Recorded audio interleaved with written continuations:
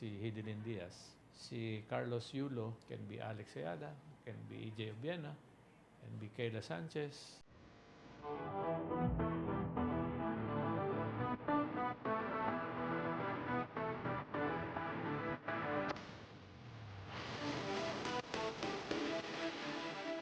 Thank you. It's an honor too on behalf of the Philippine Olympic Committee. No? Marami silang matututunan, maiintindihan, malalaman tungkol sa mga atleta natin, especially journey to Olympics, mga former Olympians, mga gold medalists, silver, bronze, yung mga nagbigay ng karangalan sa ating bansa.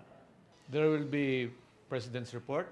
Then there will be the Olympians, the future Olympians, yung mga bata natin, mga achievements ng different sports, hindi masyadong napapublish. And of course, merong conversation with the international sports leaders, whether it's Asian, IOC, or international federations. So finally, it's official. We are now part of BNC. So congratulations to, dahil sabi mo maraming may gustong magkaroon ng show regarding the Olympic per se. Yung ano talaga ang Philippine Olympics natin. The history, the trivia, the future, and the plans and programs. Marami kaming gustong i-share talaga. No? So, ang daming kulang, ang daming hindi alam ng taong bayan.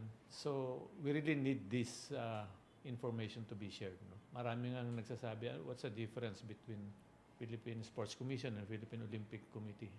Hindi nila alam yun eh. So, kailangan ma-explain lahat yan.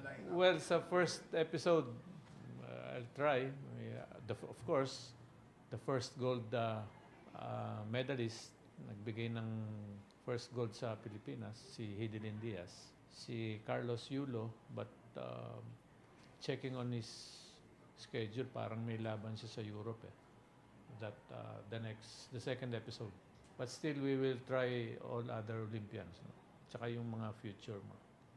Can be Alex Ayala, can be EJ Obiena, and be Kayla Sanchez. Abangan niyo po ang POC Philippine Olympic Hour. Marami po tayong matututunan dito tungkol po sa Olympics.